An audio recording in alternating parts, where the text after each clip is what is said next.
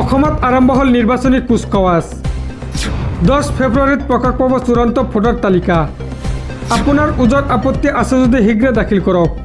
সবিস্তাৰে চাওঁ আহক। অসম বিধানসভা নিৰ্বাচনৰ প্ৰস্তুতি আৰম্ভ। 27 ডিচেম্বৰত খচৰা ভোটাৰ তালিকা প্ৰকাশ পাব। 2 ফেব্ৰুৱাৰীৰ পূৰ্বে নিষ্পত্তি কৰা হ'ব দাবী ওজৰ আপত্তি। 10 ফেব্ৰুৱাৰীত প্ৰকাশ পাব চূড়ান্ত ভোটাৰ তালিকা। অসমত আৰম্ভ হ'ল নিৰ্বাচনকেন্দ্ৰিক কুচকাৱাজ। কাইলৈৰ পৰা 21 নৱেম্বৰলৈ ছপা কৰিব ভোটাৰৰ তথ্য। অসম বিধানসভা নিৰ্বাচনৰ প্ৰস্তুতি নিৰ্বাচনী আয়োগৰ। দাবী ওজৰ আপত্তিৰ বিসংগতি থাকিলে 22 জানুৱাৰীলৈকে দিব পাৰিব অভিযোগ। প্ৰতিগৰাকী ভোটাৰৰ তথ্য প্ৰকাশ কৰিব বিষয়াসকলে। 22 নৱেম্বৰৰ পৰা 20 ডিচেম্বৰলৈ ঘৰে ঘৰে যাব বুথ লেভেলৰ বিষয়া। 10 ফেব্ৰুৱাৰীত প্ৰকাশ পাব চূড়ান্ত ভোটাৰ তালিকা। অতি শীঘ্ৰে দাখিল কৰক আপোনাৰ ওজৰ আপত্তি। ভোটাৰৰ ঘৰে ঘৰে যাব BLO। মৃত ব্যক্তিৰ তথ্য সংগ্ৰহ কৰিব BLOৱে। পৰৱৰ্তী খবৰ। জুবিন গাৰ্গৰ জন্মদিনক লৈ বিজেপিৰ বৃহৎ আয়োজন। জীৱনসুৰভি অনুষ্ঠানেৰে মেগা ৰক্তদান শিবিৰ। মঙলদৈ সনাতন ধৰ্ম আৰু চিপাঝাৰ সমজিলা কাৰ্যালয়ত অনুষ্ঠিত হ'ব এই ৰক্তদান শিবিৰ। সবিস্তাৰে চাওঁ আহক। জুবিন গাৰ্গৰ জন্মদিনক লৈ বিজেপিৰ বৃহৎ আয়োজন। জীৱনসুৰভি নামেৰে অনুষ্ঠানৰ আয়োজন।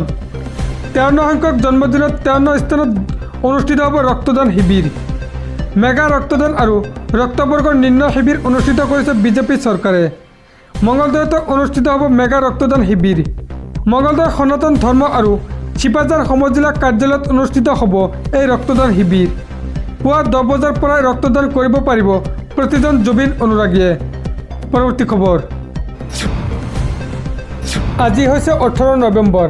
প্ৰাণৰ শিল্পীগৰাকী জুবিন গাৰ্গৰ জন্মদিন। জুবিন গাৰ্গে কায়িকভাৱে আমাৰ মাজত নাথাকিলেও ৰাজ্যবাসীয়ে উদযাপন কৰিব প্ৰাণৰ শিল্পীগৰাকীৰ জন্মদিন। ৰাজ্যজুৰি চলিছে বৃহৎ প্ৰস্তুতি। সবিস্তাৰে চাওঁ আহক। জুবিন গাৰ্গলৈ শ্ৰদ্ধাঞ্জলি জনাই নিৰ্মাণ হ'ব সৰ্ববৃহৎ পাৰ্ক। গৌৰাং নদীৰ পাৰত 30 বিঘা ভূমিত নিৰ্মাণ হ'ব জুবিন গাৰ্গ পাৰ্ক। BTC চৰকাৰৰ উদ্যোগত হাগ্ৰামা মহিলাৰে নিৰ্মাণ কৰিব এই সৰ্ববৃহৎ উদ্যান। আজিয়ে জুবিন গাৰ্গৰ জন্মদিনতে আধাৰশিলা স্থাপন কৰিব জুবিন গাৰ্গ উদ্যানৰ। BTC চৰকাৰৰ উদ্যোগত জাকজমকতাৰে উদযাপন কৰা হ'ব জুবিন গাৰ্গৰ 53তম জন্মদিৱস। 25,000 শিল্পীয়ে একেলগে অসমীয়া আৰু বড়ো ভাষাত পৰিৱেশন কৰিব মায়াবিনী গীত। ৰোপণ কৰা হ'ব 53জোপা নাহৰ গছৰ পুলি। কোকৰাঝাৰৰ চানমাৰী গৌৰাং নৈৰ পাৰতে উদযাপন কৰা হ'ব প্ৰাণৰ শিল্পীগৰাকীৰ জন্মদিৱস। দিন ৰাতি একাকাৰ কৰি কাম চলিছে উদ্যান নিৰ্মাণৰ। এই ক্ষেত্ৰত হাগ্ৰামা মহিলাৰ আপোনজনক কৃতজ্ঞতা। পৰৱৰ্তী খবৰ।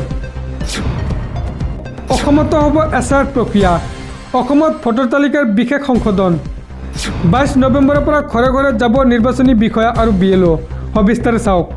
অসমত SRক লৈ নটিফিকেশ্যন জাৰি কৰিছে নিৰ্বাচন আয়োগে।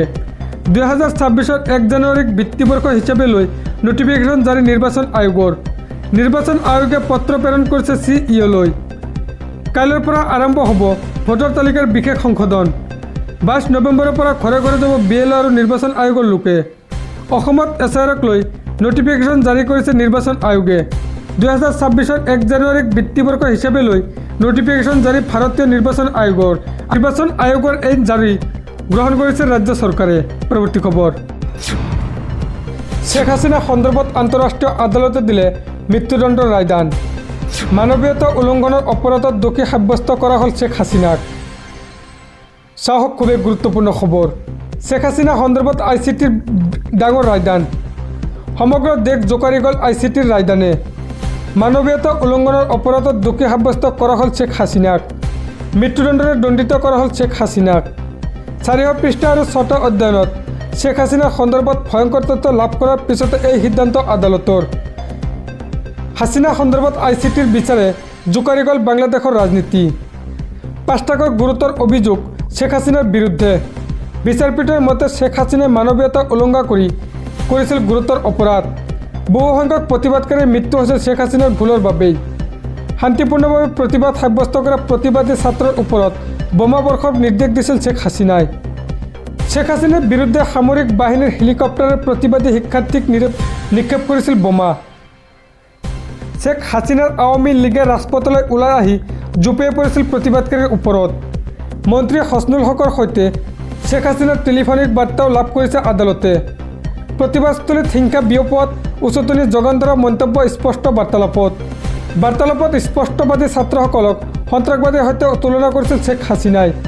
প্ৰতিবাদস্থলীত অধিকাংশ লোকৰ মৃত্যু হৈছিল নিৰাপত্তাৰক্ষীৰ বন্দুকৰ গুলীত। হাছিনা চৰকাৰৰ দিনত সেনা আৰক্ষীয়ে অন্যায়ভাৱে নিৰীহক হত্যা কৰাৰ অভিযোগ। ICTৰ মজিয়াত শ্বেখ হাছিনাৰ বিৰুদ্ধে কোনে কোনে প্ৰদান কৰিছে সাক্ষ্যৰ ভাষ্যও আদালতত দাঙি ধৰিলে 5জনীয়া বিচাৰপীঠে। সাক্ষীৰ ভাষ্য আৰু তথ্য প্ৰমাণৰ ভিত্তিত দিয়া হ'ল মৃত্যুদণ্ডৰ নিৰ্দেশ।